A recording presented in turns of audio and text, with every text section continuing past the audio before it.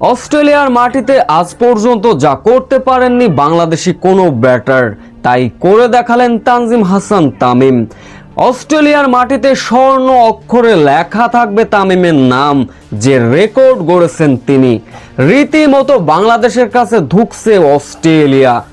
বিস্তারিত জানতে ভিডিওটি না টেনে সম্পূর্ণ দেখার অনুরোধ রইল।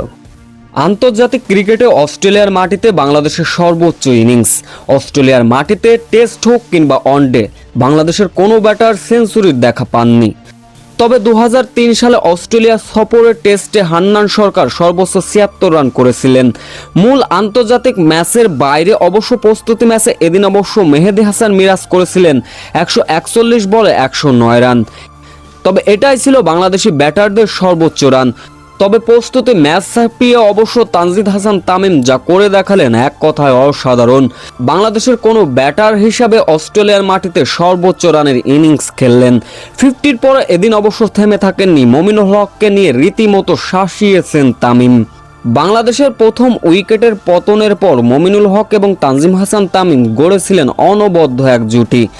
বাংলাদেশের দলীয় রান যখন 138, তখনই 49 রানে ফিরলেন মমিনুল হক। তবে এরপর নাজমুল হোসেন শান্তকে নিয়ে ক্রমশ সেঞ্চুরির পথে এগোচ্ছিলেন তামিম। দলের প্রয়োজনে কখনো সিঙ্গেল খেলছিলেন, কখনো বা বিগ শট। লাথান লায়নের মতো স্পিনার আর ব্যাটসম্যানদের মতো দ্রুত গতির ফাস্ট বোলারদের রীতিমতো শাসিয়েছেন। এদিন অবশ্য তামিমের কাছে পাত্তা পায়নি মিচেল স্টার্কের মতো ভয়ঙ্কর বোলাররা। 63তম ওভারের পঞ্চম বলের ঘটনা, লাথান লায়নকে মিড অনে ঠেলে দিয়ে একটি রান আদায় করে নিলেন তামিম। শুধু একটি রান নিলেন না, গড়লেন নয়া এক ইতিহাস। অস্ট্রেলিয়ার মাটিতে প্রথম কোনো বাংলাদেশি ব্যাটার হিসাবে সেঞ্চুরি করে ফেললেন। এদিন অবশ্য তামিম এই মাইলফলক স্পর্শ করেছিলেন 188 বলে দুর্দান্ত এক সেঞ্চুরি। তাতে করে অস্ট্রেলিয়াকে রীতিমতো শাসাতে থাকেন বাংলাদেশি ব্যাটাররা। দলীয় 230 রানের মাথায় আর এক ব্যাটার নাজমুল হোসেন শান্ত তুলে নিয়েছিলেন অর্ধশতক।